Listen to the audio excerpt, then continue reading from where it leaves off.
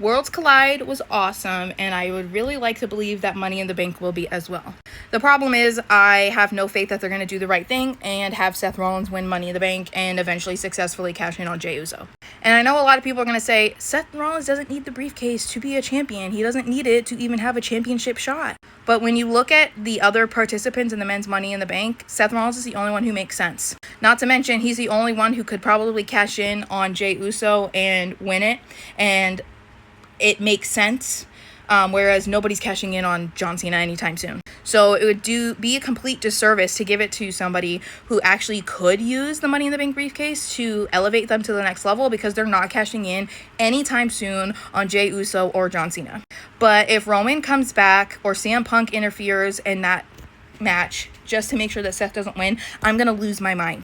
Roman has been gone since Mania. We do not need him to show up to make sure that Seth does not win Money in the Bank, because the title also has nothing to do with their feud.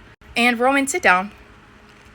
Go do something else. Can you wait and maybe feud with Seth for the title instead of making sure he can't win the title? We also just don't need Jey Uso as champion right now. It's run its course in my mind. So it's Seth Rollins or bust, and I'm going to be really upset if it's not. It's the easiest way to make Seth get more heat. If you want people to boo him, you got to have him take down...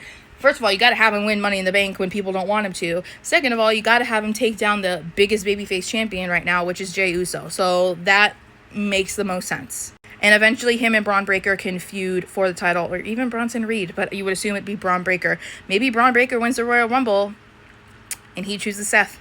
That's like a layup. That's such an easy thing to do.